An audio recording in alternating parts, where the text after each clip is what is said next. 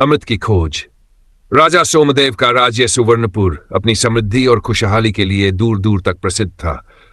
प्रजा सुखी थी, व्यापार फल फूल रहा था और राजा स्वयं न्यायप्रिय और पराक्रमी थे।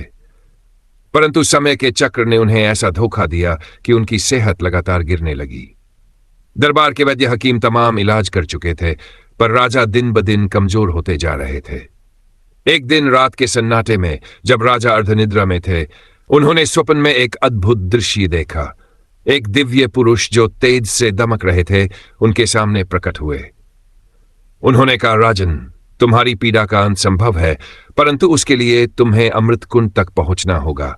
यह कुंड पर्वतराज के गर्भ में छिपा हुआ है और वहां पहुंचना सरल नहीं। 7 कठिन परीक्षाओं से गुजरने के बाद ही तुम्हें वह प्राप्त होगा। स्वप्न से जागते ही राजा का हृदय उत्साह से भर उठा। उन्होंने तुरंत अपने सबसे प्रिय मंत्री अर्जुन सेन और अपने सेनापति विक्रांत को बुलाया और उन्हें अपने स्वप्न के बारे में बताया। अर्जुन सेन ने चिंतित होते हुए कहा, महाराज, यह यात्रा अत्यंत कठिन होगी। कोई नहीं जानता कि यह कुंड कहां है और 7 परीक्षाएं, यह साधारण बात नहीं। विक्रांत ने भी सहमति जताई। राजन, यदि आप अनुमति दें तो मैं अपने कुछ सैनिकों को इस यात्रा पर भेज सकता हूं। पर राजा सोमदेव मुस्कुराए। यदि यह अमृत मेरे जीवन के लिए आवश्यक है तो इसकी खोज भी मुझे ही करनी होगी। यह परीक्षा मेरी है और मुझे ही इसे पार करना होगा।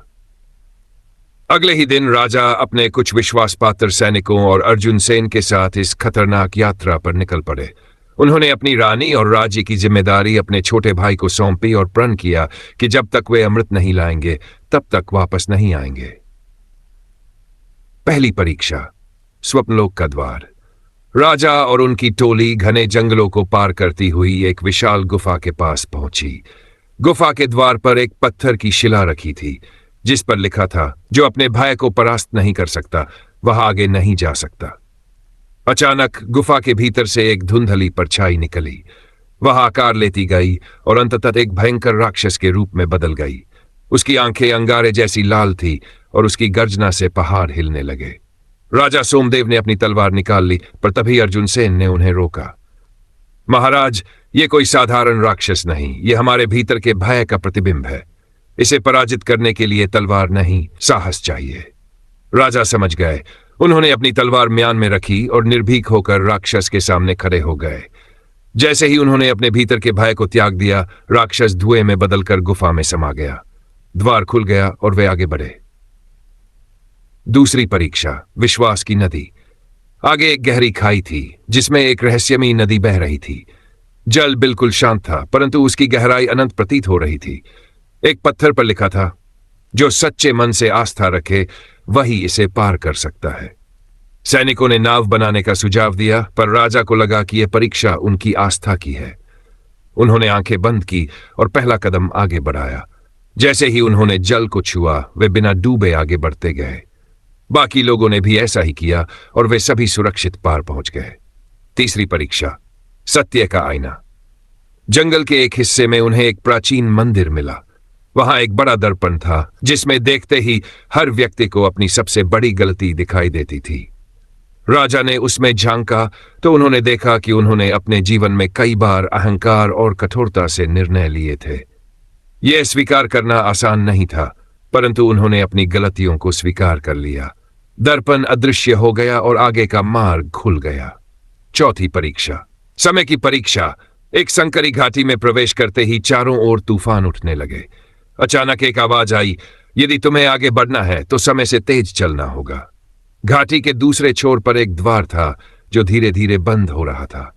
यदि वे समय पर न पहुंचे तो वे हमेशा के लिए वहीं फंस जाते। राजा और उनके साथी पूरी शक्ति से दौड़े। घोड़े, सैनिक सभी अपने सामर्थ्य की अंतिम सीमा तक पहुंचे और आखिरी क्षण में द्वार पार कर लिया। पांचवी परीक्षा, मोह का जाल। एक सुंदर उपवन में पहुंचते ही उन्हें अकल्पनीय सुख सुविधाएं दिखी। सुगंधित फूल, स्वर्ण महल और अप्सराएं। एक आवाज आई, यहीं रुक जाओ, यह स्वर्ग से कम नहीं। राजा समझ गए कि यह परीक्षा उनके धैर्य और लक्ष्य की है। उन्होंने आगे बढ़ने का संकल्प लिया, जिससे वह स्वप्नमयी दुनिया अचानक मिट गई। छठी परीक्षा, बलिदान की अग्नि। अब उनके सामने एक अग्निकुंड था। एक शिला पर लिखा था, जो सबसे प्रिय है उसे त्याग कर ही तुम आगे बढ़ सकते हो। राजा के पास उनकी मां की दी हुई एक दिव्य अंगूठी थी जो उनके लिए सबसे प्रिय थी। उन्होंने बिना झिझक के उसे अग्नि में डाल दिया। अग्निकुंड शांत हो गया और रास्ता खुल गया। 7वीं परीक्षा। अमृत का संरक्षक। अब वे उस पर्वत की चोटी पर थे जहां अमृत कुंड था, परंतु उसके रक्षक के रूप में एक दिव्य योद्धा खड़ा था। उसने कहा, अमृत हर किसी के लिए नहीं, क्या तुम इसे अपने लिए चाहते हो या अपनी प्रजा के लिए? राजा ने उत्तर दिया, मैं यह अमृत अपनी प्रजा के लिए चाहता हूं ताकि वे स्वस्थ और सुखी रहें। योद्धा मुस्कुराया और बोला, सच्चे राजा वही होते हैं जो स्वयं से पहले अपने लोगों के बारे में सोचें। यह अमृत तुम्हारे लिए ही बना है।